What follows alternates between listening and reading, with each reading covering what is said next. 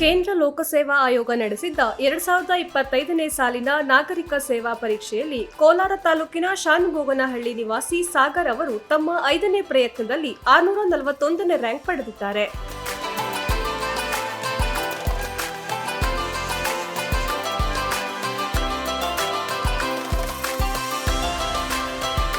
ಬೆಂಗಳೂರಿನ ಡಾಕ್ಟರ್ ಅಂಬೇಡ್ಕರ್ ತಾಂತ್ರಿಕ ಸಂಸ್ಥೆಯಲ್ಲಿ ಬಿಇ ಓದಿರುವ ಸಾಗರ್ ಸದ್ಯ ಮಂಡ್ಯದಲ್ಲಿ ಪಿಎಸ್ಐ ಆಗಿ ಕೆಲಸ ಮಾಡುತ್ತಿದ್ದಾರೆ.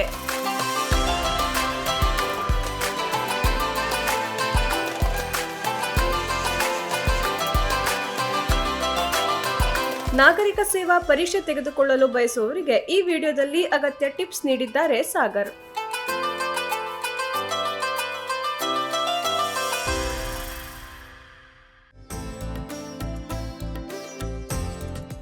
ನನ್ನ ಹೆಸರು ಸಾಗರ್ ಅಶ್ವಥಪ್ಪ ಅಂತ.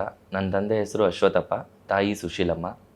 ಇಬ್ಬರು ಕೂಡ ವ್ಯವಸಾಯ ಮಾಡುವಂಥವ್ರೆ. ನಮ್ಮ ಊರು ಬಂದು ಕೋಲಾರ ಜಿಲ್ಲೆ, ಕೋಲಾರ ತಾಲೂಕು, ನೆನುಮನಹಳ್ಳಿ ಅಂತ. ಸೊ ಅಪ್ಪ ಅಮ್ಮ ಸ್ಕೂಲ್ಗೆ ಹೋಗಿಲ್ಲ. ಸೊ ವ್ಯವಸಾಯನೇ ಅವ್ರದ್ದು ವೃತ್ತಿಯಾಗಿದೆ. ಜೊತೆಗೆ ಕುಟುಂಬದ ಬಗ್ಗೆ ನಮ್ಮ ಚಿಕ್ಕಪ್ಪ ಚಿಕ್ಕಮ್ಮನೂ ಇದ್ದಾರೆ. ನಮ್ಮ ಚಿಕ್ಕಪ್ಪ ರಿಟೈರ್ಡ್ ASI ಕೂಡ. ಸೊ ನಮ್ಮದು ಹಳ್ಳಿ ಸಣ್ಣ ಹಳ್ಳಿ, ಒಂದು 70 ಮನೆ ಇರುವಂಥ ಹಳ್ಳಿ. ಸೊ ಈ ಹಳ್ಳಿಯಿಂದ ಬಂದು ಇವತ್ತು UPSC ಸಾಧನೆ ಮಾಡಿರೋದು ಖುಷಿ ತಂದಿದೆ. ನಂದು ಶೈಕ್ಷಣಿಕ ಹಿನ್ನೆಲೆ ಬಂದು ಓದಿದ್ದೆಲ್ಲ ನಮ್ಮ ಊರಲ್ಲೇ ಪ್ರಾಥಮಿಕ ಶಾಲೆ, ಸರ್ಕಾರಿ ಪ್ರಾಥಮಿಕ ಶಾಲೆ ನೆಲಮನಹಳ್ಳಿ, ನಂತರ ಸರ್ಕಾರಿ ಹಿರಿಯ ಪ್ರಾಥಮಿಕ ಶಾಲೆ ಹಣ್ಣಿಹಳ್ಳಿ, ನಂತರ ಸರ್ಕಾರಿ ಪ್ರೌಢಶಾಲೆ ಹಣ್ಣಿಹಳ್ಳಿ. ಅದಾದಮೇಲೆ ಸರ್ಕಾರಿ ಬಾಲಕರ ಕಾಲೇಜು, ಗೌರ್ಮೆಂಟ್ PU ಕಾಲೇಜ್ ಕೋಲಾರಲ್ಲಿ ನಾನು PUC ಮುಗಿಸಿದೆ. ನಂತರ Ambedkar institute of technology Nagarbhavi ಹತ್ರ ನಾನು ಎಲೆಕ್ಟ್ರಾನಿಕ್ಸ್ ಆ್ಯಂಡ್ ಇನ್ಸ್ಟ್ರುಮೆಂಟೇಷನ್ ಇಂಜಿನಿಯರಿಂಗ್ ಮಾಡಿದೆ. ಅದಾದಮೇಲೆ 2019ರಲ್ಲಿ ಇಂಜಿನಿಯರಿಂಗ್ ಮುಗಿದ ಮೇಲೆ ನಂದು ಪ್ರಿಪ್ರೇಷನ್ ಶುರುವಾಗಿದ್ದು. 2019ರಿಂದ ಹಿಡಿದು 2023ವರೆಗೂ ನಾನು ಕಂಪ್ಲೀಟಾಗಿ ಪ್ರಿಪ್ರೇಷನ್ ಮಾಡ್ತಿದ್ದೆ. 23ರಿಂದ ನಾನು ವರ್ಕ್ ಮಾಡೋಕ್ಕೆ ಶುರು ಮಾಡಿದೆ. ಸೊ ಅಸೆಂಬ್ಲಿಯಲ್ಲಿ, ವಿಧಾನಸಭೆಯಲ್ಲಿ ಜೂನಿಯರ್ ಅಸಿಸ್ಟೆಂಟ್ ಆಗಿ, ನಂತರ ಇವಾಗ ಪೊಲೀಸ್ ಸಬ್ ಇನ್ಸ್ಪೆಕ್ಟರ್ ಆಗಿ ವರ್ಕ್ ಮಾಡ್ತಾ ಇದ್ದೀನಿ. ನಂದು ಹವ್ಯಾಸಗಳಿತ್ತು. ನಾನು ಕಾಲೇಜ್ ಡೇಸಲ್ಲಿ ನಾನು 2 ಪುಸ್ತಕಗಳನ್ನು ಬರೆದಿದ್ದೆ, ಕಥೆಯನ್ನು ಬರೆದಿದ್ದೆ, ಶಾರ್ಟ್ ಸ್ಟೋರೀಸನ್ನು ಬರೆದಿದ್ದೆ. ಒಂದು ಆ 19 ದಿನಗಳು ಅಂತ, ಇಟ್ಸ್ ಎ ಲವ್ ಸ್ಟೋರಿ. ಅದಾದಮೇಲೆ ಮಹಾರಾಜ ಸರ್ಕಲ್ 00 ಸೂಜಿ ಅಂತ, ಇಟ್ಸ್ ಎ ಡಿಟೆಕ್ಟಿವ್ ಸ್ಟೋರಿ. ಇದೇ ನನ್ನ ಹವ್ಯಾಸ.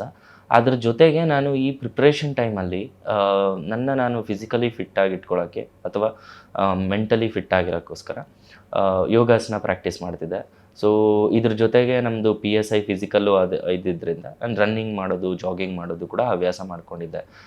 ಮೇಯ್ನಾಗಿ ಕಥೆಗಳನ್ನು ಬರೆಯುವಂಥದ್ದು, ಪುಸ್ತಕಗಳನ್ನು ಓದೋವಂಥದ್ದು, ಯೋಗಾಸನ, ಜೊತೆಗೆ ರನ್ನಿಂಗ್, ಜಾಗಿಂಗು ನಂದು ಹವ್ಯಾಸ ಆಗಿತ್ತು. ನನಗೆ ಮುಖ್ಯವಾಗಿ ಪ್ರೇರಣೆ ಸಿಕ್ಕಿದ್ದು DK ರವಿ ಸರ್, IAS ಅವರಿಂದ. 2013-14ರಲ್ಲಿ ನಾನು PUC ಓದಬೇಕಾದ್ರೆ ಕೋಲಾರ ಜಿಲ್ಲೆಯಲ್ಲಿ ಅವರು ನಮ್ಮ ಜಿಲ್ಲಾಧಿಕಾರಿಗಳಾಗಿದ್ದರು. ಅವ್ರು ಜಿಲ್ಲಾಧಿಕಾರಿ ಆಗಿದ್ದಂಥ ಸಮಯದಲ್ಲಿ ಅವ್ರು ಮಾಡಿದಂತಹ ಕೆಲಸಗಳು ಮತ್ತು ಅವರನ್ನು ಜನ ಎಷ್ಟು ಅಚ್ಚುಮೆಚ್ಚಿನಿಂದ ನೋಡ್ತಿದ್ರು, ಅದೇ ಒಂದು ಇನ್ಸ್ಪಿರೇಷನ್. ನಾವು ಕೂಡ ಜಿಲ್ಲಾಧಿಕಾರಿ ಆಗಬೇಕಂದ್ರೆ IAS ಆಗಬೇಕು, UPSC ಪರೀಕ್ಷೆ ಬರೆದು IAS ಆಗಬೇಕು ಅನ್ನೋದು ಒಂದು ಕನಸು. So initial inspiration is from DK Ravi sir. ಅದಾದ ನಂತರ ಈ ಇಂಜಿನಿಯರಿಂಗ್ ಹೋದಾಗ ನನ್ನ ಫ್ರೆಂಡ್ ಸುಜನ್ ಅಂತ ಇದ್ದ. ಸೊ ಅವನು ಪ್ರಿಪ್ರೇಷನ್ ಸ್ಟಾರ್ಟ್ ಮಾಡಿದ್ದ, ಅವನು ಕೂಡ ನನಗೆ ಇನ್ಸ್ಪಿರೇಷನ್.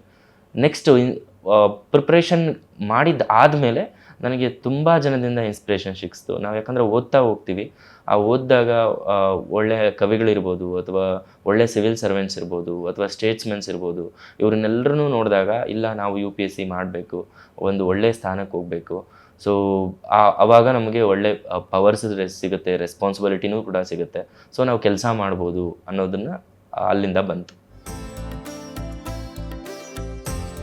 ಪೂರ್ವಭಾವಿ ಪರೀಕ್ಷೆ, ಮುಖ್ಯ ಪರೀಕ್ಷೆ ಮತ್ತು ಸಂದರ್ಶನ ಇರುತ್ತೆ. 3 ಸ್ಟೇಜಲ್ಲಿರುತ್ತೆ. ಪೂರ್ವಭಾವಿ ಪರೀಕ್ಷೆನೇ ಈಗ ತುಂಬ ಟಫ್ ಆಗ್ತಾ ಬರ್ತಿದೆ. ಯಾಕಂದರೆ ಆ ಪೂರ್ವಭಾವಿ ಪರೀಕ್ಷೆಯಲ್ಲಿ 2 ಸ್ಟೇಜ್ ಇರುತ್ತೆ, 2 ಪೇಪರ್ ಇರುತ್ತೆ. ಒಂದು GS, ಇನ್ನೊಂದು CSAT ಅಂತ. ನಂದು ತಯಾರಿ ಸ್ಟಾರ್ಟ್ ಆಗಿದ್ದು 2019ರಲ್ಲೇ. ಒಂದು ಫೌಂಡೇಶನ್ ಕೋರ್ಸ್ನ ನಾನು ಕೇಳಿದ್ದಾದಮೇಲೆ ಸ್ಟಾರ್ಟ್ ಮಾಡಿದೆ. ಅದಾದಮೇಲೆ 2 ವೇವ್ ಕೊರೋನಾ ಬಂತು. ಸೊ ಸರಿಯಾಗಿ ಪ್ರಿಪ್ರೇಷನ್ ಮಾಡೋಕ್ಕಾಗಿರಲಿಲ್ಲ. ಸೊ ಪೂರ್ವಭಾವಿ ಪರೀಕ್ಷೆಗೆ ಮೇಯ್ನಾಗಿ ನಾವು ಎಲ್ಲ ಸಬ್ಜೆಕ್ಟ್ಸ್ ಏನು ನಮಗೆ ಪಾಲಿಟಿ ಇರುತ್ತೋ, ಎಕಾನಮಿ ಇರುತ್ತೋ, ಜಿಯೋಗ್ರಫಿ ಇರುತ್ತೋ, ಎನ್ವಿರಾನ್ಮೆಂಟು, ಸೈನ್ಸ್ ಆ್ಯಂಡ್ ಟೆಕ್ಕು ಇದೆಲ್ಲದನ್ನೂ ಕೂಡ ಓದಬೇಕಾಗತ್ತೆ. ಜೊತೆಗೆ ನಾನು ಏನು ಮಾಡಿದೆ ಅಂತಂದರೆ 2022 ನಂತರ ನಾನು ಸೆಲ್ಫ್ ಅನಾಲಿಸಿಸ್ ಮಾಡೋಕ್ಕೆ ಶುರು ಮಾಡಿದೆ. UPSC PYQsನ ಜೊತೆಗೆ ನ್ಯೂಸ್ ಪೇಪರಲ್ಲಿ ಬರೋವಂಥ ಟಾಪಿಕ್ಸ್ನ ಲಿಂಕ್ ಮಾಡ್ತಾ ಬರೋದು. ಅವೆರಡನ್ನೂ ಕೂಡ ನಾವು ಸ್ಟ್ಯಾಟಿಕ್ ಪಾರ್ಟ್ಗೆ ಲಿಂಕ್ ಮಾಡ್ತಾ ಬಂದಾಗ ಈ GS ಪೇಪರ್ ಈಸಿಯಾಗಿ ಕ್ಲಿಯರ್ ಆಗುತ್ತೆ. ನಂತರ ನನಗೆ ಹರ್ಡಲ್ ಆಗಿದ್ದು ಅಂತಂದರೆ CSAT ಪೇಪರ್. ಈ CSAT ಪೇಪರು ಕಾಂಪ್ರಿಹೆನ್ಷನ್ ಇರುತ್ತೆ, ಮ್ಯಾಥಮೆಟಿಕ್ಸ್ ಇರುತ್ತೆ.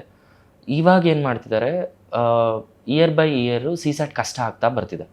ಸೊ ಅಲ್ಲಿ ಎಲಿಮಿನೇಷನ್ ತುಂಬ ಜನ ಆಗ್ತಿದ್ದಾರೆ. ಈವೊಂದು ಅವರು GS ಅಲ್ಲಿ ಸ್ಟ್ರಾಂಗ್ ಇದ್ದರೂ ಕೂಡ CSAT ಎಲಿಮಿನೇಟ್ ಆಗ್ತಿದ್ದಾರೆ. ನಂದು ಕೂಡ ನಂದು 6ನೇ ಸಲ ನಾನು ಪ್ರಿಲಿಮ್ಸ್ ಬರೆದಿದ್ದು. 6ನೇ ಅಟೆಂಪ್ಟಲ್ಲಿ ಪ್ರಿಲಿಮ್ಸ್ ಕ್ಲಿಯರ್ ಆಗಿದ್ದು. ಲಾಸ್ಟ್ 5 ಅಟೆಂಪ್ಟ್ಸ್ ಪ್ರಿಲಿಮ್ಸೇ ಕ್ಲಿಯರ್ ಆಗಿರಲಿಲ್ಲ. It's only because of CSAT. So ಈ ಸಲ ಸ್ವಲ್ಪ ವರ್ಕ್ ಮಾಡಿದ್ರಿಂದ CSAT ಅಟ್ಲೀಸ್ಟ್ ನಾನು ದಡ ಸೇರಿ 3 ಸ್ಟೇಜ್ ಕ್ಲಿಯರ್ ಆಗುವಂಥ ಪರಿಸ್ಥಿತಿಗೆ ನಾನು ತಲುಪಿದೆ. ಸೊ ಪೂರ್ವಭಾವಿ ಪರೀಕ್ಷೆ ಎರಡನ್ನೂ ಕೂಡ ನಾವು ಈಕ್ವಲ್ ಎಫರ್ಟ್ ಹಾಕಿ ಓದಬೇಕಾಗತ್ತೆ. CSATನ ಇಗ್ನೋರ್ ಮಾಡಬಾರ್ದು. ಮೇನ್ಸ್ಗೆ ನಮಗೆ GS1, GS2, GS3, GS4 ಅಂತ ಸಬ್ಜೆಕ್ಟ್ಸ್ ಇರುತ್ತೆ. ಜೊತೆಗೆ essay ಇರುತ್ತೆ. ಜೊತೆಗೆ ನಮಗೆ ಆಪ್ಷನಲ್ ಆಗಿ ಒಂದು ಪೇಪರ್ನ ನಾವು ಚೂಸ್ ಮಾಡೋದಿರುತ್ತೆ, ಐಚ್ಛಿಕ ವಿಷಯ.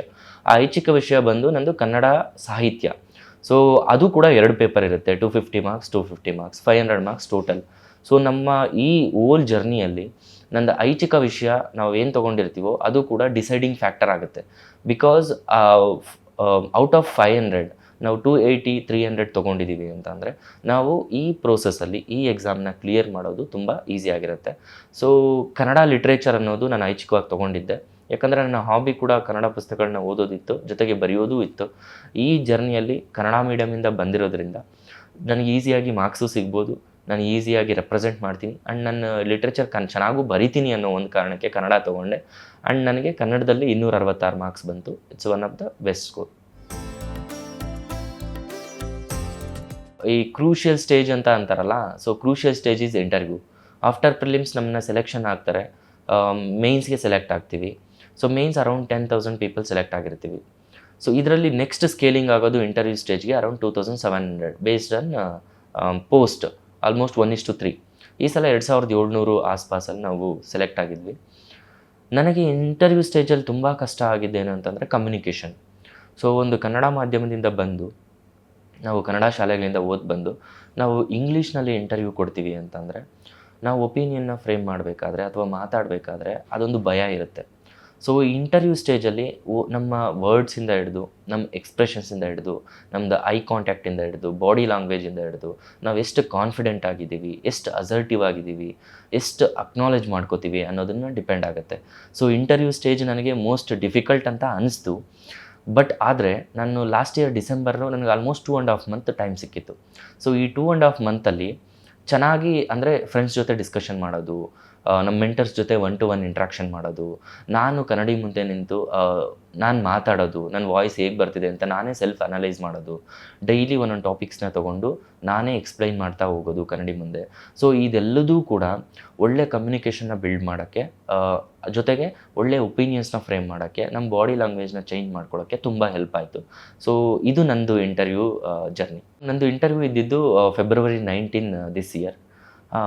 ನನಗೆ ಶೀಲವರ್ಧನ್ ಸಿಂಗ್ ಸರ್ ಬೋರ್ಡ್ ಸಿಕ್ಕಿತ್ತು. ಇಂಟರ್ವ್ಯೂ ನನಗೆ ಫಸ್ಟ್ ಹೋಗಬೇಕಾದ್ರೆ ಹಾರ್ಟ್ ಬೀಟ್ ಜಾಸ್ತಿ ಆಗಿತ್ತು ಇನಿಷಿಯಲ್ ಸ್ಟೇಜಲ್ಲಿ. ಬಟ್ ಆದರೆ ಈ 6 ವರ್ಷ ಏನು ಪರಿಶ್ರಮ ಇತ್ತೋ ಓದಿದ್ನೋ ಅದನ್ನು ನೆನೆಸ್ಕೋತಾ ಹೋದೆ. ಓಕೆ, 6 ವರ್ಷದಿಂದ ಓದಿದ್ದೀವಿ, ಭಯ ಪಡೋವಂಥ ಅವಶ್ಯಕತೆ ಇಲ್ಲ. ಸೊ ಯಾವುದೇ ಬೋರ್ಡ್ ಬಂದರೂ ಕೂಡ ಫೇಸ್ ಮಾಡಬೇಕು ಅನ್ನೋದು ಒಂದು ತಲೆಯಲ್ಲಿತ್ತು. ಸೊ ಆ ಕಾನ್ಫಿಡೆನ್ಸಿಂದ ಒಳಗಡೆ ಎಂಟ್ರಾದೆ. ಸೊ ನನ್ನ ಸ್ಮೈಲ್ ಮಾಡ್ತಾ ಒಳಗಡೆ ಕರ್ಕೊಂಡ್ರು, ನಾನು ಕೂತ್ಕೊಂಡೆ. ಅದಾದಮೇಲೆ ಇಂಟರ್ವ್ಯೂ ಸ್ಟೇಜಲ್ಲಿ 5 ಜನ ಇರ್ತಾರೆ, ಒಂದು ಚೇರ್ಪರ್ಸನ್, 4 ಮೆಂಬರ್ಸು. ಸೊ ಚೇರ್ಪರ್ಸನ್ ನಂದು ಕ್ವಶನ್ ಸ್ಟಾರ್ಟ್ ಆಗಿದ್ದೆ ನಂದು ಹಾಬಿಯಿಂದ, ರೈಟಿಂಗ್ ಶಾರ್ಟ್ ಸ್ಟೋರೀಸ್ ಇನ್ ಕನ್ನಡದಿಂದ. ಸೊ ನೀವು ಶಾರ್ಟ್ ಸ್ಟೋರೀಸ್ ಬರ್ದಿದ್ದೀರಾ ಅಂದರೆ ಯಾವ್ದು ಬರ್ದಿದ್ದೀರಾ, ಯಾವ್ದು ಪಬ್ಲಿಷ್ ಮಾಡಿದ್ದೀರಾ, ರೀಸೆಂಟಾಗಿ ಇಂಟರ್ನ್ಯಾಷನಲ್ ಬೂಕರ್ ಪ್ರೈಸ್ ಬಂತು ಬಾನು ಮುಸ್ತಾಕ್ಸ್ಗೆ, ಅದು ಸ್ಟೋರಿ ಏನು, ಅದು ಒಂದು ಪರ್ಟಿಕ್ಯುಲರ್ ವಿಮೆನ್ ಅಥವಾ ಕಮ್ಯುನಿಟಿ ರೀಜನ್ದು ಪ್ರಾಬ್ಲಮಾ ಅಥವಾ ಓಲ್ ಇಂಡಿಯಾ ಪ್ರಾಬ್ಲಮಾ. ನೆಕ್ಸ್ಟ್ ನಾನು ಆಲ್ರೆಡಿ PSI ಆಗಿದ್ದರಿಂದ ನನಗೆ ಬಾಡಿ ವಾರ್ನ್ ಕ್ಯಾಮ್ರಾಸ್ ಬಗ್ಗೆ ಕೇಳಿದರು, CCTV ಸರ್ವೈಲೆನ್ಸ್ ಬಗ್ಗೆ ಕೇಳಿದರು, ಟ್ರಾಫಿಕ್ ಮ್ಯಾನೇಜ್ಮೆಂಟ್ ಬಗ್ಗೆ ಕೇಳಿದರು. ಅದಾದ ನಂತರ ಮೇಡಮ್ ಬಂದರು, ಒಬ್ಬ ಲೇಡಿ ಮೆಂಬರ್ ಕೂಡ ಇದ್ದರು. ಲೇಡಿ ಮೆಂಬರ್ ಕೂಡ ಕ್ವಶನ್ಸು ಪೇಟ್ರಿಯಾರ್ಕಿ, ಪೊಲೀಸಿಂಗು, ವಿಮೆನ್ ಇನ್ ಪೊಲೀಸಿಂಗು, ಇಶ್ಯೂಸು, ಹಿಂಗೆ ನಾವು ಮೈಂಡ್ಸೆಟ್ಸ್ನ ಎವಾಲ್ವ್ ಮಾಡಬೇಕು ಈ ಥರ. ಅದಾದಮೇಲೆ ಅದರ್ ಮೆಂಬರ್ಸು ಒಂದು ಎಕಾನಮಿ ರಿಲೇಟೆಡ್ ಕ್ವಶನ್ಸ್ ಕೇಳಿದರು. ನೆಕ್ಸ್ಟ್ ನಂದು ಇಂಜಿನಿಯರಿಂಗ್ ಬ್ಯಾಕ್ಗ್ರೌಂಡ್ ಬಗ್ಗೆ, ಪೊಲೀಸಿಂಗ್ ಬಗ್ಗೆ ಗೇನ್. ಸೊ ಈ ಥರ ಜರ್ನಿ ಆಯಿತು. And I was very confident. And board ನಮ್ಮಿಂದ ಏನು ಬಯಸುತ್ತೆ ಅಂತಂದರೆ, ಇವ್ರನ್ನ ಮಾತಾಡಬೇಕಾದ್ರೆ ಅವ್ರ ಬಾಡಿ ಲ್ಯಾಂಗ್ವೇಜ್ ಹೆಂಗಿದೆ, ಎಕ್ಸ್ಪ್ರೆಷನ್ ಹೆಂಗಿದೆ, ಸೊ ಕಾನ್ಫಿಡೆಂಟಾಗಿ ಆನ್ಸರ್ ಮಾಡ್ತಿದ್ದಾರಾ ಇಲ್ಲ, ಅಥವಾ ಗೊತ್ತಿಲ್ಲ ಅಂದರೂ ಬ್ಲಫ್ ಮಾಡ್ತಿದ್ದಾರಾ, ತಪ್ಪು ಹೇಳ್ತಿದ್ದಾರಾ, ಮ್ಯಾನೇಜ್ ಮಾಡ್ತಿದ್ದಾರಾ, ಸೊ ಇವರು ಹೇಗೆ ಅಕ್ನಾಲೇಜ್ ಮಾಡ್ಕೋತಿದ್ದಾರೆ, ಸೀನಿಯರ್ಸ್ ಮುಂದೆ ಹೇಗೆ ನಡ್ಕೋತಿದ್ದಾರೆ, ಸೊ ಅವ್ರ ಬಿಹೇವಿಯರ್ ಹೇಗಿದೆ, ಇದೆಲ್ಲದನ್ನು ಕೂಡ ಚೆಕ್ ಮಾಡ್ತಾರೆ. It's one of the wonderful experience ಅಂತಲೇ ಹೇಳ್ಬೋದು. ಕನ್ನಡ ಮಾಧ್ಯಮದವ್ರಿಗೆ ಮೇಯ್ನಾಗಿ ಪ್ರಾಬ್ಲಮ್ ಆಗೋದೇ ರಿಸೋರ್ಸಸ್. ಒಬ್ಬ ಅಭ್ಯರ್ಥಿ ಕನ್ನಡ ಮಾಧ್ಯಮದಲ್ಲಿ ಓದಿ, ಕನ್ನಡ ಶಾಲೆಗಳಲ್ಲಿ ಓದಿ UPSCಗೆ ಬಂದು ಕಾಂಪಿಟೇಷನ್ ಮಾಡೋದಿದೆಯಲ್ಲ, it's very difficult ma'am. Because ಒಂದು ಹಳ್ಳಿಗಾಡಿಂದ ಬಂದು ಸರ್ಕಾರಿ ಶಾಲೆಯಲ್ಲಿ ಓದ್ಕೊಂಬಂದು ಅಥವಾ ಕಾಲೇಜಲ್ಲಿ ಓದ್ಕೊಂಬಂದು ಒಬ್ಬ IITN ಜೊತೆ ನಾವು ಕಾಂಪೀಟ್ ಮಾಡಬೇಕಾಗತ್ತೆ, ಒಬ್ಬ ಏಮ್ಸ್ ಜೊತೆ ಓದೋರ ಜೊತೆ ಕಾಂಪೀಟ್ ಮಾಡಬೇಕಾಗತ್ತೆ. ಇವತ್ತಿಗೂ ನಾವು ಏನು 958 ಮೆಂಬರ್ಸ್ ಇದ್ದೀವೋ ಅದರಲ್ಲಿ ನಾವು ಡೇಟಾನ ನೋಡ್ತಾ ಹೋದರೆ ಎಲ್ಲರೂ ಕೂಡ ವೆಲ್ ಎಜುಕೇಟೆಡ್ ಆ್ಯಂಡ್ ವೆಲ್ ಬ್ಯಾಕ್ಗ್ರೌಂಡಿಂದ ಬಂದಿರೋ ಆಲ್ಮೋಸ್ಟ್ ಆಲ್ ಇರ್ತಾರೆ. ಸೊ ಈ ಅಕ್ರಾಸ್ ಇಂಡಿಯಾ, ಸೊ ರೂರಲ್ ಬ್ಯಾಕ್ಗ್ರೌಂಡಿಂದ ಬಂದು ನಮ್ಮ ಕರ್ನಾಟಕದಿಂದ ಕನ್ನಡ ಮೀಡಿಯಮಿಂದ ಬಂದಿರೋರಿಗೆ initially it is very difficult to learn this process. ಆದರೆ ನಾವು ಇಂಗ್ಲೀಷಲ್ಲಿ ಎಕ್ಸಾಮ್ ಕೊಡ್ತೀವಾ, ಕನ್ನಡದಲ್ಲಿ ಎಕ್ಸಾಮ್ ಕೊಡ್ತೀವಾ ಅಂತ ಮೊದಲೇ ಫಿಕ್ಸ್ ಆಗಬೇಕಾಗತ್ತೆ. ಕನ್ನಡದಲ್ಲಿ ಎಕ್ಸಾಮ್ ಕೊಡ್ತಿದ್ದಾರೆ ಅಂತಂದರೆ ಅದಕ್ಕೆ ಏನೇನು ರಿಸೋರ್ಸಸ್ ಬೇಕು ಅದನ್ನು ಕಲೆಕ್ಟ್ ಮಾಡಬೇಕು. ಕನ್ನಡದಲ್ಲಿ ಆನ್ಸರ್ಸ್ ಬರೆಯೋಕ್ಕೆ ಶುರು ಮಾಡಬೇಕು. ಕನ್ನಡದಲ್ಲಿ ಇಂಟರ್ವ್ಯೂ ಕೊಡ್ತೀರಾ ಅಂತಂದರೆ ಕನ್ನಡನ ಎಷ್ಟು ಬೆಟರ್ ವೇ ಆಗಿ ನಾವು ರೆಪ್ರೆಸೆಂಟ್ ಮಾಡ್ಬೋದು ಒಪಿನಿಯನ್ಸ್ನ, ಅದನ್ನು ಕಲಿಬೇಕಾಗತ್ತೆ.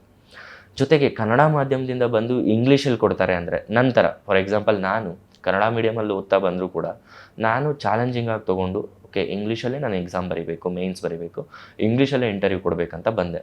Initially it was very difficult for me to write answers in English ma'am. So ತುಂಬ ಕಷ್ಟಪಟ್ಟೆ. ಬಟ್ ಆದರೆ ಅದು ಏನಂತಾರೆ, ಅಸಾಧ್ಯವಾದದ್ದು ಕೆಲಸ ಅಲ್ಲವೇ ಅಲ್ಲ. ಯಾಕಂದರೆ ನಾವು ಮನಸ್ಸಿಟ್ಟು ನಾವು ಬರೀಲೇಬೇಕು, ಇಂಗ್ಲೀಷ್ನ ವೊಕ್ಯಾಬ್ಯುಲರಿ ಡೆವಲಪ್ ಮಾಡ್ಕೋಬೇಕು ಅಂತ ಅಂದರೆ ನ್ಯೂಸ್ ಪೇಪರ್ ಓದ್ತಾ, ಅಥವಾ ಇಂಗ್ಲೀಷ್ ಚಾನಲ್ ನ್ಯೂಸ್ ಚಾನಲ್ ನೋಡ್ತಾ, ಅಥವಾ ನಾವು ಪಾಡ್ಕಾಸ್ಟ್ ನೋಡ್ತಾ, ಅಥವಾ ಬುಕ್ಸ್ ಓದ್ತಾ, ಡೈಲಿ ಬರೋವಂಥ ಕರೆಂಟ್ ಅಫೇರ್ಸ್ನ ಓದ್ತಾ, ಅಥವಾ ಸ್ಟ್ಯಾಟಿಕ್ ಪಾರ್ಟ್ಸ್ನ ಓದ್ತಾ ನಾವು ಡೆವಲಪ್ ಮಾಡ್ಕೋಬೋದು. ನಾನು ಕೂಡ ಅದೇ ಥರ ಡೆವಲಪ್ ಮಾಡಿಕೊಂಡೆ. ಸೊ ಮೇನ್ಸ್ ಆನ್ಸರ್ ರೈಟಿಂಗ್ ಬರೀಬೇಕಾದ್ರೆ ಇನಿಷಿಯಲಿ ಕಷ್ಟ ಅನ್ನಿಸ್ತು. But over a period of time practice ಮಾಡಿ ಈಸಿ ಆಯಿತು. ಜೊತೆಗೆ ಇಂಟರ್ವ್ಯೂ ಪ್ರೋಸೆಸ್ ಕೂಡ ಅಷ್ಟೇ. ಕನ್ನಡ ಮಾಧ್ಯಮದಿಂದ ಬಂದು ನಾನು ಇಂಟರ್ವ್ಯೂ ಇಂಗ್ಲೀಷಲ್ಲಿ ತೊಗೋತೀನಿ ಅಂತಂದರೆ ನಾವು ಮೊದಲಿಗೆ ಕಷ್ಟ ಆಗೇ ಆಗುತ್ತೆ. ಆದರೆ ಫ್ರೆಂಡ್ಸ್ ಜೊತೆ ಕಮ್ಯುನಿಕೇಷನ್ ಬಿಲ್ಡ್ ಮಾಡಬೇಕು, ಇಂಗ್ಲೀಷಲ್ಲಿ ಮಾತಾಡೋಕ್ಕೆ ಶುರು ಮಾಡಬೇಕು. ಸೊ ಒಳ್ಳೆ ಒಪಿನಿಯನ್ಸ್ನ ಫ್ರೇಮ್ ಮಾಡಬೇಕು, ಒಂದು ಒಳ್ಳೆ ಮೆಂಟರ್ ಜೊತೆ ಸಿಗಬೇಕು, ಅವ್ರ ಜೊತೆ ಡಿಸ್ಕಷನ್ ಮಾಡಬೇಕು, ಕನ್ನಡಿ ಮುಂದೆ ಮಾತಾಡಬೇಕು. ಸೊ ನಮ್ಮನ್ನು ನಾವು ಸೆಲ್ಫ್ ಎವ್ಯಾಲ್ಯೂಯೇಟ್ ಮಾಡ್ಕೋತಾ ನಾವು ಇಂಪ್ರೂವ್ ಆಗ್ತಾ ಹೋದರೆ, ಟ್ರೈ ಮಾಡಿದರೆ ಮ್ಯಾಮ್, ಒಂದು ಹಾರ್ಡ್ ವರ್ಕ್ ಮಾಡಬೇಕು, ಇನ್ನೊಂದು ಪೇಷನ್ಸ್ ಇಟ್ಕೋಬೇಕು, ಇನ್ನೊಂದು ಟ್ರೈ ಮಾಡ್ತಾ ಇರಬೇಕು. ಪ್ರತಿ ಸಲ ಫೇಲ್ ಆದಾಗ, ಅಥವಾ ನಮಗೆ ಕಷ್ಟ ಅನಿಸಿದಾಗ, ಅಥವಾ ನಮ್ಗೆ ಯಾವುದೋ ಒಂದು ವಿಷಯ ಬರದೇ ಇದ್ದಾಗ ಅದ್ರ ಕಡೆ ಜಾಸ್ತಿ ಒತ್ತು ಕೊಟ್ಟು ನಾವು ಪ್ರಾಕ್ಟೀಸ್ ಮಾಡಿದರೆ ಖಂಡಿತ ಕನ್ನಡ ಮಾಧ್ಯಮದಿಂದ ಬಂದು ಓದುವಂಥವ್ರಿಗೆ ಇದು ಸಾಧ್ಯ ಆಗೇ ಆಗುತ್ತೆ. ಅದಕ್ಕೆ ಎಕ್ಸಾಂಪಲ್ ನಾನೇ ನಿಮ್ಮ ಮುಂದೆ ಕೂತಿದ್ದೀನಿ. ನನಗೆ ಅವಶ್ಯಕತೆ ಅಂತ ಹೇಳೋದಂತಂದರೆ ಅದೊಂಥರ ದಿನಪತ್ರಿಕೆಗಳಿಂದನೇ ನಾನು ಎಕ್ಸಾಮ್ ಪಾಸ್ ಆದೆ ಅಂತಲೇ ಹೇಳ್ಬೋದು.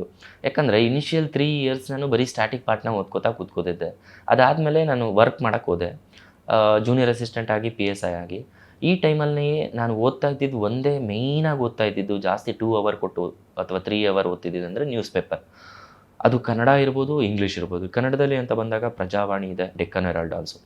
ಸೊ ಈ ಪತ್ರಿಕೆಗಳು ನಮ್ಮ ಲೈಫ್ನ ಚೇಂಜ್ ಮಾಡೋವಂಥ ಪತ್ರಿಕೆಗಳು. ಯಾಕಂದರೆ UPSCಗೆ ಒಬ್ಬ ಆಸ್ಪಿರೆಂಟು ಅವನಿಗೆ ಏನಾಗ್ತಿದೆ ಸೊಸೈಟಿಯಲ್ಲಿ ಅನ್ನೋದು ಗೊತ್ತಿರಬೇಕು. ಡೇ ಬೈ ಡೇ ಏನು ನ್ಯೂಸಲ್ಲಿದೆ ಅದನ್ನು UPSC ಒಬ್ಬ ಲೇಮ್ಯಾನ್ ಅಲ್ಲದೆ ಒಬ್ಬ ಆಸ್ಪಿರೆಂಟ್, ಒಬ್ಬ ಬ್ಯೂರೋಕ್ರಾಟ್ ಆಗಿ ಇವನು ಯಾವ ಥರ ಥಿಂಕ್ ಮಾಡಬೇಕು ಅಂತೇಳ್ಬಿಟ್ಟು ಕ್ವಶನ್ಸ್ನ ಕೇಳುತ್ತೆ. ಫಾರ್ ಎಕ್ಸಾಂಪಲ್ ನ್ಯೂಸ್ ಪೇಪರಲ್ಲಿ ಡೆಕ್ಕನ್ ಹೆರಾಲ್ಡಲ್ಲಿ ಒಂದು ನ್ಯೂಸ್ ಬಂದಿದೆ ಅಂತ ಅಂದರೆ ಅದನ್ನು ನಾವು ಸ್ಟ್ಯಾಟಿಕ್ ಪಾರ್ಟ್ಗೆ ಲಿಂಕ್ ಮಾಡಿ UPSC ಯಾವ ಥರ ಕ್ವಶನ್ಸ್ ಕೇಳಿದ್ರು, ಫ್ಯೂಚರಲ್ಲಿ ಯಾವ ಥರ ಕೇಳ್ಬೋದು ಅಂತ ನಾವು ಅನಾಲಿಸಿಸ್ ಮಾಡಬೇಕು. ಈ ಸೆಲ್ಫ್ ಅನಾಲಿಸಿಸ್ ಇದೆಯಲ್ಲ, ನ್ಯೂಸ್ ಪೇಪರ್ನ, ಕರೆಂಟ್ ಅಫೇರ್ಸ್ನ, ಇದು UPSCಯಲ್ಲಿ 3 ಸ್ಟೇಜಲ್ಲಿ, ಪ್ರಿಲಿಮ್ಸ್ ಇರ್ಬೋದು, ಮೇನ್ಸ್ ಇರ್ಬೋದು, ಇಂಟರ್ವ್ಯೂ ಇರ್ಬೋದು, 3 ಸ್ಟೇಜಲ್ಲಿ ಹೆಲ್ಪ್ ಆಗುತ್ತೆ. ನಾನು ಪೇಪರ್ನ ಓದ್ತಾ ಪ್ರಿಲಿಮ್ಸ್ ಕ್ಲಿಯರ್ ಮಾಡಿದೆ, ಪೇಪರ್ನ ಓದ್ತಾ ಅದೇ ಎಕ್ಸಾಂಪಲ್ಸ್ನ ಯೂಸ್ ಮಾಡಿ ಮೇನ್ಸಲ್ಲಿ ಯೂಸ್ ಮಾಡಿದ್ದೆ. ಅದೇ ಪೇಪರ್ನ ಓದ್ತಾ ಅದೇ ಕಾನ್ಸೆಪ್ಟ್ಸ್ನ ಹಿಡ್ಕೊಂಡು ಒಪಿನಿಯನ್ಸ್ ಫ್ರೇಮ್ ಮಾಡಿ ಇಂಟರ್ವ್ಯೂಲಿ ಚೆನ್ನಾಗಿ ಆನ್ಸರ್ ಮಾಡಿದೆ. ಸೊ ಈ ಪ್ರೋಸೆಸ್ಸಲ್ಲಿ news paper is must and ಸ್ಟುಡ್. ಎವ್ರಿ ಆಸ್ಪಿರೆಂಟ್ಸ್, ಅದು ಕನ್ನಡದಲ್ಲಿ ಪ್ರಿಪೇರ್ ಆಗಿ ಇಂಗ್ಲೀಷಲ್ಲಾಗಲಿ ನ್ಯೂಸ್ ಪೇಪರ್ನ ಓದಿ ಲೇಮ್ಯಾನ್ ಥರ ಅಲ್ಲದೆ ಬ್ಯೂರೋಕ್ರಾಟ್ಕರ ಒಂದು ಟಾಪಿಕ್ನ ಅನಲೈಸ್ ಮಾಡಿ ನಾವು ಸ್ಟ್ಯಾಟಿಕ್ಕು PYQಸ್ಗೆ ಲಿಂಕ್ ಮಾಡಿದಾಗ ಎಕ್ಸಾಮ್ ಪ್ರೋಸೆಸ್ಸು ತುಂಬ ಈಸಿ ಆಗುತ್ತೆ ಆ್ಯಂಡ್ ಇದೇ ಪೇಪರ್ಸಿಂದನೇ ಎಕ್ಸಾಮ್ ಕ್ಲಿಯರ್ ಮಾಡ್ಬೋದು. ಆಫ್ಟರ್ ರಿಸಲ್ಟ್ಸ್ ಅನೌನ್ಸ್ ಆದಮೇಲೆ ನಮ್ಮದು ಪ್ರಿಲಿಮ್ಸ್ ಮಾರ್ಕ್ಸ್ ಎಲ್ಲ ಬಿಡ್ತಾರೆ, ಮಾರ್ಕ್ಶೀಟ್. ನಂದು ಈ ಸಲ ಪ್ರಿಲಿಮ್ಸಲ್ಲಿ 98 GS marks. CSAT is just 67.5. ಯಾಕೆ ಜಸ್ಟ್ ಅಂತ ಹೇಳ್ತಿದ್ದೀನಿ ಅಂದರೆ ಕ್ವಾಲಿಫೈಯಿಂಗೆ 66. ನಂದು ಒಂದೇ ಒಂದು ಕ್ವಶನಿಂದ ನಂದು ಇಡೀ ಫೇಟ್ ಚೇಂಜ್ ಆಗಿಬಿಡ್ತು. ಸೊ ಆ ಒಂದು ಕ್ವಶನ್ ಇಲ್ಲ ಅಂದಿದ್ರೆ ನೀವು ಇವತ್ತು ಮೇನ್ಸೇ ಬರೆಯೋಕ್ಕಾಗ್ತಿರ್ಲಿಲ್ಲ. ಸೊ ಮಕ್ಕಳಿಗೆ ಹೇಳೋದೇನು ಅಂತಂದರೆ ನೆಕ್ಸ್ಟ್ ಆಸ್ಪಿರೆಂಟ್ಸ್ಗೆ CSAT ಚೆನ್ನಾಗಿ ಪ್ರಾಕ್ಟೀಸ್ ಮಾಡಿ. ನನಗೆ ಮೇನ್ಸಲ್ಲಿ ಬಂದುಬಿಟ್ಟು ಎಲ್ಲ ಪೇಪರಲ್ಲಿ ಸೇರಿ ನನಗೆ 752 ಮಾರ್ಕ್ಸ್ ಬಂದಿತ್ತು. It's above cut off OBC cut off 717 ಇತ್ತು. ನಂದು 752 ಮಾರ್ಕ್ಸ್ ಬಂದಿತ್ತು. ಇಂಟರ್ವ್ಯೂವಲ್ಲಿ ಔಟ್ ಆಫ್ 275 ನಂದು 190 ಮಾರ್ಕ್ಸ್ ಬಂತು. One of the best score. So overall ನಂದು 942 ಬಂತು ಮ್ಯಾಮ್. ಸೊ ಅದು OBC ಕಟ್ ಆಫಿಂತ ಮೇಲೇ ಇತ್ತು ಆ್ಯಂಡ್ ನಂದು ಆಲ್ ಇಂಡಿಯಾ ರ್ಯಾಂಕ್ 641 ಬಂದಿದೆ. ಸ್ಟಡಿ ಮೆಟೀರಿಯಲ್ ಅನ್ನೋದು ಇಟ್ಸ್ ಡಿಪೆಂಡ್ಸ್ ಆನ್ ಆಸ್ಪಿರೆಂಟ್ಸು. ನಮಗೆ ಈ ಸೋಷಿಯಲ್ ಮೀಡಿಯಾ ಏಜಲ್ಲಿ ಅಥವಾ ಡಿಜಿಟಲ್ ಏಜಲ್ಲಿ we have so many resources. ಅದು ಒಬ್ಬರು ನಾವು ಹೆಂಗೆ ಪರ್ಸ್ಯೂ ಮಾಡ್ತೀವಿ ಯಾವ ಮೆಟೀರಿಯಲ್ನ ಇಂಪಾರ್ಟೆಂಟ್ ಆಗುತ್ತೆ. ನಾನು ಸ್ಟ್ಯಾಟಿಕ್ ಪಾರ್ಟು ಕನ್ವೆನ್ಷನಲ್ ಆಗಿ ಓದಿದೆ. ನಮಗೆ ಲಕ್ಷ್ಮೀಕಾಂತ್ ಇದೆ ಪಾಲಿಟಿಗೆ. ಎಕಾನಮಿಗೆ ನಾನು ಮೃಣಾಲ್ ಸರ್ ಕ್ಲಾಸಸ್ನ ರೆಫರ್ ಮಾಡಿದೆ. ನೆಕ್ಸ್ಟು ಸೈನ್ಸ್ ಆ್ಯಂಡ್ ಟೆಕ್ಗೆ ನಾನು ಒಂದು ಸಚಿನ್ ಉಮ್ರಾವ್ ಕದಮ್ ಅಂತ ಯೂಟ್ಯೂಬಲ್ಲಿ ಕ್ಲಾಸಸ್ ಕೇಳಿದೆ. ಎನ್ವಿರಾನ್ಮೆಂಟ್ಗೆ ರಿಷಿಕೇಶ್ ಸರ್ ಅಂತ ಇದ್ದರು. ಕೋವಿಡ್ ಟೈಮಲ್ಲಿ ನೋಟ್ಸ್ ಮಾಡಿ ಅದನ್ನು ಅಪ್ಡೇಟ್ ಮಾಡ್ತಾ ಬಂದೆ. ಓನ್ ನೋಟ್ಸ್ ಇತ್ತು. ಮಾಡರ್ನ್ ಹಿಸ್ಟ್ರಿಗೆ ಸ್ಪೆಕ್ಟ್ರಮ್ ಬುಕ್ ಓದಿದೆ. ಏನ್ಷಿಯಂಟು ಮತ್ತು ಮಿಡಿವಲ್ಗೆ NCERTಸು ಜೊತೆಗೆ ಒಂದು ಅಲೋಕ್ ಓಜಾ ಸರ್ ಅಂತ ಇದ್ದಾರೆ, ಅವ್ರದ್ದು ಕ್ಲಾಸಸ್ ನೋಡಿ ನೋಟ್ಸ್ ಮಾಡ್ಕೊಂಡಿದ್ದೆ.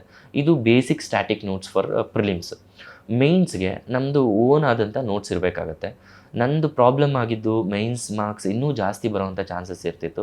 ನಂದು ಓನ್ ನೋಟ್ಸೇ ಇಲ್ಲದೇ ಇರೋದು. ಸೊ ನಾನು ಬರೀ ನ್ಯೂಸ್ ಪೇಪರ್ ಓದ್ತಿದ್ದೆ, ಸ್ಟ್ಯಾಟಿಕ್ ಪಾರ್ಟ್ನ ಟೈಮ್ ಸಿಕ್ಕಾಗಿ ರಿವಿಷನ್ ಮಾಡ್ತಿದ್ದೆ. ನಾವು ಮೇನ್ಸಲ್ಲಿರೋ ಸಿಲೆಬಸ್ನ ಇಟ್ಸ್ಕೊಂಡು ಒಂದೊಂದು syllabus wise topic wise notes ಮಾಡಿದಾಗ it's very easy to answer in mains and it very easy to recall during mains writing. Option ಅಂತ ಬಂದಾಗ ಆಪ್ಷನಲ್ಗೆ ನಮಗೆ ರಿಸೋರ್ಸಸ್ ತುಂಬ ಇದ್ದಾವೆ. ಬುಕ್ಸ್ನ ಮೆನ್ಷನ್ ಮಾಡಿದ್ದಾರೆ, ಅದನ್ನೆಲ್ಲೂ ಪರ್ಚೇಸ್ ಮಾಡಬೇಕಾಗುತ್ತೆ. ಅದಾದಮೇಲೆ ಯಾವುದಾದ್ರೂ ಆಗಲಿ, ಯಾರಾದರೂ ಆಗಲಿ, ಲೈಕ್ ಶಿವಕುಮಾರ್ ಸರ್ ಇದ್ದಾರೆ, ಮನೋಜ್ ಸರ್ ಇದ್ದಾರೆ, ನಮ್ಮ ಜೈಸ್ ಅಕಾಡೆಮಿಯಲ್ಲಿ ಒಬ್ಬರು ಸರ್ ಇದ್ದಾರೆ. ಸೊ ಅವ್ರದ್ದು ಫೌಂಡೇಶನ್ ಕೋರ್ಸ್ ತೊಗೊಂಡಿದ್ದಾದಮೇಲೆ ನಾವು ಸೆಲ್ಫ್ ಎವ್ಯಾಲ್ಯೂಯೇಷನ್ ಮಾಡಿ ನಾವು ಓದ್ಕೋತಾ ನಾವು ಇಂಪ್ರೂವ್ ಮಾಡ್ಕೋತಾ ಹೋದರೆ ಆಪ್ಷನಲ್ಲೂ ಕೂಡ ನಾವು ಒಳ್ಳೆ ಮಾರ್ಕ್ಸ್ ಬರೋ ಚಾನ್ಸಸ್ ಇರುತ್ತೆ ಮ್ಯಾಮ್.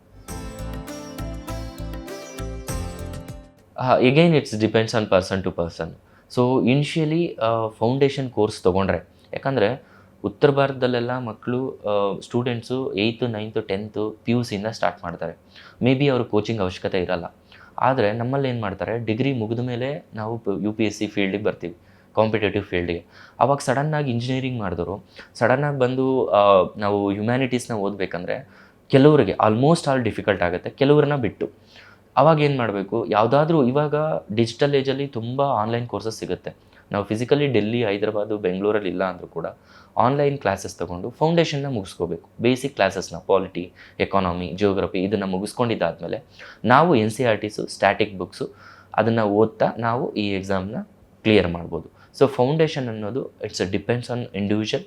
ನಾನು ಹೇಳೋದೇನಂತಂದರೆ, ಏನೂ ಗೊತ್ತೇ ಇಲ್ಲದೆ ಇರೋರಿಗೆ ಇವಾಗ ತಾನೇ ಡಿಗ್ರಿ ಮುಗಿದ್ಮೇಲೆ ಎಂಟ್ರ್ ಆಗ್ತೀರಾ ಅಂದರೆ ಯಾವುದಾದ್ರೂ ಒಂದು ಬೇಸಿಕ್ ಫೌಂಡೇಶನ್ ತೊಗೊಂಡು ಅದ್ರ ಮೇಲೇ ಡಿಫೆಂಡ್ ಆಗದೆ ನಾವು ನಮ್ಮ ಸ್ಟ್ರಾಟಜಿ ಮಾಡ್ತಾ ಸೆಲ್ಫ್ ಎವಾಲ್ಯೂಯೇಟ್ ಮಾಡಿ ಹಾರ್ಡ್ ವರ್ಕ್ ಮಾಡಿದರೆ definitely we will clear in near future. ಇದಕ್ಕೆ ಯೋಜನೆ ಇನಿಷಿಯಲಿ 2019ರಲ್ಲಿ ಶುರುವಾಯಿತು. ಇನಿಷಿಯಲ್ ಆಗಿ ನಾನು ಕೂಡ ಒಂದು ಫೌಂಡೇಶನ್ಗೆ ಹೋಗಿದ್ದೆ. ಅಲ್ಲಿ ಕ್ಲಾಸಸ್ನ ಕೇಳಿದೆ. ಕೋವಿಡ್ ಬಂತು, ಅದು ಸರಿಯಾಗಿ ಕ್ಲಾಸಸ್ ಆಗದೆ ನಾನು ಮನೆಗೆ ಬಂದೆ. ನಂತರದಲ್ಲಿ ನಾನು ಸೆಲ್ಫ್ ಪ್ರಿಪ್ರೇಷನ್ ಸ್ಟಾರ್ಟ್ ಆಗಿದ್ದು 2020ರಿಂದ. ಸೊ ಆ ಸೆಲ್ಫ್ ಪ್ರಿಪ್ರೇಷನಲ್ಲಿ 2022ವರೆಗೂ ನನಗೆ ಈ ಪ್ರೋಸೆಸ್ ಅಂದ್ರೇ ಏನಂತ ಗೊತ್ತಾಗಲಿಲ್ಲ. ಯಾಕೆ ಇದನ್ನು ಹೇಳ್ತಿದ್ದೀನಿ ಅಂತಂದರೆ, ಎಷ್ಟೋ ಜನಕ್ಕೆ ನಾವೇನು ಮಾಡ್ತಿದ್ದೀವಿ ಅಂತಲೇ ಗೊತ್ತಾಗಲ್ಲ ಇನಿಷಿಯಲ್ ಸ್ಟೇಜಲ್ಲಿ. ಬಟ್ ಬೇಗ ಫೈಂಡ್ ಔಟ್ ಮಾಡ್ಕೊಳ್ಳಿ, ವಿತಿನ್ ಎ ಇಯರ್ ಈ ಪ್ರೋಸೆಸ್ ಏನು, ಪ್ರಿಲಿಮ್ಸ್ ಹೇಗೆ ಓದಬೇಕು, ಎಷ್ಟು ಓದಬಾರ್ದು, ಎಷ್ಟು ಓದಬೇಕು, ಮೇಯ್ನ್ಸಿಗೆ ಯಾವ ಥರ ಸ್ಟ್ರಾಟಜಿ ಇರಬೇಕು, ಇಂಟರ್ವ್ಯೂಗೆ ಯಾವ ಥರ ಮಾಡಬೇಕು, ಈ ಮೂರನ್ನೂ ಕೂಡ ಇಂಟಿಗ್ರೇಟೆಡ್ ಆಗಿ ಓದಿದಾಗ ನಮ್ಮದು ಎಕ್ಸಾಮ್ ಕ್ಲಿಯರ್ ಆಗೋ ಚಾನ್ಸಸ್ ತುಂಬ ಇರುತ್ತೆ. ಇನಿಷಿಯಲ್ 3 ಇಯರ್ಸು ನನಗೆ ಈ ಪ್ರೋಸೆಸ್ ಅರ್ಥ ಆಗಲಿಲ್ಲ. ಬರೀ ಪ್ರಿಲಿಮ್ಸ್ಗೆ ಓದೋದು, ಪ್ರಿಲಿಮ್ಸ್ ಕ್ಲಿಯರ್ ಆಗಲ್ಲ ಅಂದರೆ ಬೇರೆ ಎಕ್ಸಾಮ್ಸ್ ಓದೋದು, ಈ ಥರ ಮಾಡ್ತಿದ್ದೆ. ಆದರೆ 2022 ಅಟೆಂಪ್ಟ್ ಆದಮೇಲೆ, ನನ್ನ 3rd ಅಟೆಂಪ್ಟ್ ಆದಮೇಲೆ ನಾನು ಸೆಲ್ಫ್ ಎವ್ಯಾಲ್ಯೂಯೇಟೆಡ್ ಮಾಡಿಕೊಂಡೆ. ಸೊ ಈ ಎಕ್ಸಾಮ್ ಕ್ಲಿಯರ್ ಆಗಬೇಕಂದ್ರೆ ಇಂಟಿಗ್ರೇಟೆಡ್ ಆಗಿರಬೇಕು. ಪ್ರಿಲಿಮ್ಸ್ನ ನಾವು ಅನಲೈಸ್ ಮಾಡಬೇಕು, PYQಸ್ನ ಅನಲೈಸ್ ಮಾಡಬೇಕು. ಮೇನ್ಸ್ ಅಂತ ಬಂದಾಗ ಆನ್ಸರ್ ರೈಟಿಂಗ್ ಇರಬೇಕು, ಒಂದು ಸ್ಟ್ಯಾಟಿಕ್ ನೋಟ್ಸ್ ಇರಬೇಕು. ಅದಾದಮೇಲೆ ಇಂಟರ್ವ್ಯೂ ಅಂತ ಬಂದಾಗ ಸೊ ಈ ಎರಡನ್ನೂ ಕೂಡ PYQs, ಕರೆಂಟ್ ಅಫೇರ್ಸ್ನ ಲಿಂಕ್ ಮಾಡಿ ನಾವು ಒಪಿನಿಯನ್ಸ್ನ ಫ್ರೇಮ್ ಮಾಡಬೇಕು. ಇದು ಎಲ್ಲದನ್ನೂ ಕೂಡ ನಾನು ಮಾಡ್ತಾ ಬಂದಿದ್ದು ನ್ಯೂಸ್ ಪೇಪರಿಂದ. ಸೊ ನನ್ನ ಮೇಯ್ನ್ ಸ್ಟ್ರಾಟಜಿ ಏನು ಅಂತಂದರೆ ಇಟ್ಸ್ ನ್ಯೂಸ್ ಪೇಪರ್. ನಂದು ಸ್ಟ್ರಾಟಜಿ ಸ್ಟ್ಯಾಟಿಕ್ ಪಾರ್ಟ್ನ ರಿವಿಷನ್ ಮಾಡೋದು, ಮೇನ್ಸ್ ಆನ್ಸರ್ ರೈಟಿಂಗ್ ಮಾಡೋದು, ಜೊತೆಗೆ ಆಪ್ಷನಲ್ ಓದೋದು, ಕರೆಂಟ್ ಅಫೇರ್ಸಲ್ಲಿ ಏನು ಬರುತ್ತೋ ನ್ಯೂಸ್ ಪೇಪರಲ್ಲಿ ಅದನ್ನು ಲಿಂಕ್ ಮಾಡ್ತಾ ಹೋಗೋದು. ಈ ಸ್ಟ್ರಾಟಜಿ ಮಾಡಿದರೆ ಸೊ ಬೇಗ ಎಕ್ಸಾಮ್ ಕ್ಲಿಯರ್ ಆಗುತ್ತೆ. ಒಂದು ನೋಷನ್ ಇರುತ್ತೆ, ನಾವು ಎಕ್ಸಾಮು ಕ್ಲಿಯರ್ ಮಾಡಿಬಿಡ್ತೀವಿ ಫಸ್ಟ್ ಅಟೆಂಪ್ಟಲ್ಲಿ ಅಂತ. ನೀವು ಇಂಜಿನಿಯರಿಂಗಲ್ಲೋ ಅಥವಾ ನೀವು ಡಿಗ್ರಿಯಲ್ಲೂ ಕೂಡ ಸ್ಟಾರ್ಟ್ ಮಾಡಿಲ್ಲ, ಒಂದೇ ಸಲ ಬಂದು ಮಾಡ್ತೀರಾ ಅಂತಂದರೆ ಸೊ ತುಂಬ ಕಷ್ಟ ಇದೆ. ಯಾಕಂದರೆ ನಾವು ರಿಯಾಲಿಟಿನ ಅರ್ಥ ಮಾಡ್ಕೋಬೇಕು. ಪ್ರತಿಯೊಂದು ಸ್ಟೇಜಲ್ಲೂ ಪ್ರಾಕ್ಟಿಕಲ್ ಆಗಿರಿ, ರಿಯಾಲಿಟಿನ ಅರ್ಥ ಮಾಡ್ಕೊಳ್ಳಿ. ಒಂದು ಸ್ಟೇಜಲ್ಲಿ ಆಗಲಿಲ್ಲ ಅಂದರೂ ಕೂಡ ನೆಕ್ಸ್ಟ್ 2-3 ಸೆಕೆಂಡ್ ಅಥವಾ 3rd ಅಟೆಂಪ್ಟಲ್ಲಿ ಬ್ಯಾಕಪ್ ಪ್ಲ್ಯಾನ್ ಮಾಡ್ಕೊಳ್ಳಿ. ಫಿನಾನ್ಷಿಯಲಿ ಇಂಡಿಪೆಂಡೆಂಟ್ ಆಗಿ. ಪ್ರಿಲಿಮ್ಸೇ ಕ್ಲಿಯರ್ ಆಗಲಿಲ್ಲ ಅಂತಂದರೆ ಕೆಲಸಕ್ಕೆ ಹೋಗ್ಕೋತಾ ಯಾರ ಮೇಲೂ ಡಿಪೆಂಡ್ ಆಗದೆ ನಿಮ್ಮನ್ನು ಫಿನಾನ್ಷಿಯಲಿ ಇಂಡಿಪೆಂಡೆಂಟ್ ಆದಾಗ ನಿಮ್ಮ ಮೇಲೆ ಸ್ಟ್ರೆಸ್ ಕಮ್ಮಿ ಆಗುತ್ತೆ. ನೀವು ಈಸಿಯಾಗಿ ಓದೋದ್ರ ಕಡೆ ಫೋಕಸ್ ಮಾಡ್ಬೋದು. ಆ್ಯಂಡ್ ವರ್ಕ್ ಆ್ಯಂಡ್ ಸ್ಟಡಿನ ಬ್ಯಾಲೆನ್ಸ್ ಮಾಡೋದು ತುಂಬ ಕಷ್ಟ ಇರುತ್ತೆ, ತುಂಬ ಹೆಕ್ಟಿಕ್ ಇರುತ್ತೆ. ಸೋಷಿಯಲ್ ಮೀಡಿಯಾದಲ್ಲಿ ಟೈಮ್ ವೇಸ್ಟ್ ಮಾಡಬೇಡಿ. ನೀವು ಏನು ಸಾಧನೆ ಮಾಡೋಕ್ಕೆ ಹೊರಟಿದ್ದೀರೋ ಆ ಏಮ್ನ ಪ್ರತಿ ದಿವಸ ನೆನೆಸ್ಕೊಳ್ಳಿ, ಅದ್ರ ಕಡೆ ವರ್ಕ್ ಮಾಡೋಕ್ಕೆ ಫೋಕಸ್ ಮಾಡಿ, ಟೈಮ್ ವೇಸ್ಟ್ ಮಾಡಬೇಡಿ. ಟೈಮ್ ಈಸ್ ಮನಿ ನಾವು, ಸೊ ಟೈಮ್ ಈಸ್ ಎವ್ರಿಥಿಂಗ್. ಟೈಮ್ನ ಪ್ರಾಪರಾಗಿ ಯುಟಿಲೈಸ್ ಮಾಡ್ಕೊಳ್ಳಿ. ಜೊತೆಗೆ ಪೇಷನ್ಸ್ ಇರಲಿ. ಯಾರು ನಿಮ್ಮ ಮೇಲೆ ನಂಬಿಕೆ ಇಟ್ಟಿಲ್ಲ ಅಂದರೂ ಕೂಡ ನಿಮ್ಮ ಮೇಲೆ ನಿಮ್ಗೆ ನಂಬಿಕೆ ಇರಲಿ, ಫೇತ್ ಇರಲಿ. ನಾನು ಮಾಡ್ತೀನಿ, ಈ ಅಟೆಂಪ್ಟ್ ಇಲ್ಲ ನೆಕ್ಸ್ಟ್ ಅಟೆಂಪ್ಟಲ್ಲಿ ಮಾಡ್ತೀನಿ. ಬಟ್ ಆ ಮಾಡ್ತೀನಿ ಅನ್ನೋದು ಓವರ್ ಕಾನ್ಫಿಡೆನ್ಸ್ ಇರಬಾರ್ದು, ಆ ಕಾನ್ಫಿಡೆನ್ಸ್ ಇರಬೇಕಷ್ಟೆ. ಸೊ ಆ ಕಾನ್ಫಿಡೆನ್ಸ್ ಹೇಗೆ ಬರುತ್ತೆ ಅಂದರೆ ಒಂದು ಹಾರ್ಡ್ ವರ್ಕ್, ಇನ್ನೊಂದು ಪೇಷನ್ಸು, ಇನ್ನೊಂದು ನಾವು ಯಾಕೆ ಸ್ಟಾರ್ಟ್ ಮಾಡಿದ್ದೀವಿ, ವೈ ವಿ ಹ್ಯಾವ್ ಸ್ಟಾರ್ಟೆಡ್ ಅನ್ನೋದನ್ನು ನೆನ್ಪಿಟ್ಕೊಂಡ್ರೆ ಡೆಫಿನೆಟ್ಟಾಗಿ ನಾವು ಈ ಎಕ್ಸಾಮ್ ಪ್ರೋಸೆಸ್ ಹೋಗ್ಬೋದು. ಜೊತೆಗೆ ಇಂಟಿಗ್ರೇಟೆಡ್ ಆಗಿ ಪ್ರಿಪ್ರೇಷನ್ ಇರಲಿ. ಪ್ರಿಲಿಮ್ಸು, ಮೇನ್ಸು, ಇಂಟರ್ವ್ಯೂ ಇವು ಮೂರನ್ನೂ ಕೂಡ ಒಂದೇ ಸಲ ಸಿಲೆಬಸ್ನ ಇಟ್ಕೊಂಡು ಅನಲೈಸ್ ಮಾಡಿ. ಕಮ್ಯುನಿಕೇಷನ್ ಇಲ್ಲದೆ ಇರೋರು ಕಮ್ಯುನಿಕೇಷನ್ನ ಬಿಲ್ಡ್ ಮಾಡಿ ನಿಮ್ಮ ಫ್ರೆಂಡ್ಸ್ ಜೊತೆ ಮಾತಾಡ್ತಾ ಹೋಗಿ. ಮೈನ್ಸ್ ಆನ್ಸರ್ ರೈಟಿಂಗ್ ಸ್ಲೋ ಇರೋರು ಅಥವಾ ಬರೆಯೋಕ್ಕೆ ಬರದೇ ಇರೋರು ನೀವೇ ಸೆಲ್ಫ್ ಎವ್ಯಾಲ್ಯೂಯೇಟ್ ಮಾಡ್ಕೊಳ್ಳಿ, ಬರಿತಾ ಹೋಗಿ. ಎಷ್ಟಾಗುತ್ತೋ ಅಷ್ಟು ಪ್ರಾಕ್ಟೀಸ್ ಮಾಡಿ, ಜಾಸ್ತಿ ಟೆಸ್ಟ್ ಬರೀರಿ. ಟೆಸ್ಟ್ ಸೀರೀಸ್ ತುಂಬ ರೋಲ್ ಪ್ಲೇ ಮಾಡುತ್ತೆ. ನೀವು ಎಷ್ಟು ಟೆಸ್ಟ್ ಬರೆದ್ರೆ ಅಷ್ಟು ಪ್ರಾಕ್ಟೀಸ್ ಮಾಡ್ಬೋದು, ಅಷ್ಟು ಲೆಜಿಬಲ್ ಹ್ಯಾಂಡ್ ರೈಟಿಂಗ್ ಬರುತ್ತೆ, ಅಷ್ಟು ಸ್ಟ್ರಕ್ಚರ್ಡ್ ಆನ್ಸರ್ಸ್ ಬರುತ್ತೆ, ಅಷ್ಟು ಈಸಿಯಾಗಿ ಕೂಡ ಬರಿಬೋದು. ಪ್ರಿಲಿಮ್ಸ್ಗೂ ಕೂಡ ಅಷ್ಟೇ ಟೆಸ್ಟ್ ಸೀರೀಸ್ನ ಸಾಲ್ವ್ ಮಾಡಿ, ಆ ಎಕ್ಸಾಮ್ ಎನ್ವಿರಾನ್ಮೆಂಟ್ನ ಇಲ್ಲಿ ಫೀಲ್ ಮಾಡಿ. ಇದೆಲ್ಲದನ್ನೂ ಮಾಡಿದಾಗ ಎಕ್ಸಾಮ್ ಕ್ಲಿಯರ್ ಆಗುತ್ತೆ. ಇನಿಷಿಯಲ್ ಆಗಿ ಅಸೆಂಬ್ಲಿಯಲ್ಲಿ ವರ್ಕ್ ಮಾಡಿದ್ದು ನಾನು ರಿಸೈನ್ ಮಾಡಿದೆ. ನಂತರ ಇವಾಗ PSI ಆಗಿ ಪ್ರೊಬೇಷನರಿ PSI ವರ್ಕ್ ಮಾಡ್ತಿದ್ದೀನಿ. ಸೊ ನಾನು ಇವಾಗ ನೆಕ್ಸ್ಟ್ ನಂದು ಆಲ್ ಇಂಡಿಯಾ ರ್ಯಾಂಕ್ 641 ಬಂದಿರೋದ್ರಿಂದ IPS ಅಥವಾ IRS ಸಿಗೋ ಚಾನ್ಸಸ್ ಇರುತ್ತೆ. ಇದು ಎರಡೂ ಕೂಡ ಗ್ರೂಪ್ A ಸರ್ವಿಸ್ ಆಗಿರೋದ್ರಿಂದ ನಮಗೆ UPSC ಅವರು ಈ ಸಲದಿಂದ ರೂಲ್ಸ್ ಚೇಂಜ್ ಮಾಡಿ ಓನ್ಲಿ 1 ಅಟೆಂಪ್ಟ್ ಸಿಗೋ ಥರ ಮಾಡಿದ್ದಾರೆ. ಆಫ್ಟರ್ ಗ್ರೂಪ್ A ಆದಮೇಲೆ we get only 1 attempt. So ನನ್ನ ಪ್ಲ್ಯಾನ್ ಏನು ಅಂತಂದರೆ ಈ ಸಲ ಅಟೆಂಪ್ಟ್ ಕೊಟ್ಟು ನಂದು ರ್ಯಾಂಕ್ನ ಇಂಪ್ರೂವ್ ಮಾಡಿಕೊಂಡು ನನಗೆ IAS ಆಗುವಂಥ ಗುರಿ ಇದೆ. ಸೊ ರ್ಯಾಂಕ್ ಇಂಪ್ರೂವ್ ಆದರೆ ವಿತಿನ್ 300-400 ಒಳಗಡೆ ಬಂದರೆ I will get IAS post. So ಈ ಸಲ ನಾನು ಅದ್ರ ಕಡೆ ವರ್ಕ್ ಮಾಡೋ ಕಡೆ ಫೋಕಸ್ ಮಾಡ್ತೀನಿ. ಆ್ಯಂಡ್ ಈ PSIನ ನಿಯರ್ ಫ್ಯೂಚರಲ್ಲಿ ನಾನು ಫೌಂಡೇಶನ್ಗೆ ಹೋಗೋಕ್ಕೆ ಮುಂಚೆ ರಿಸೈನ್ ಮಾಡ್ತೀನಿ.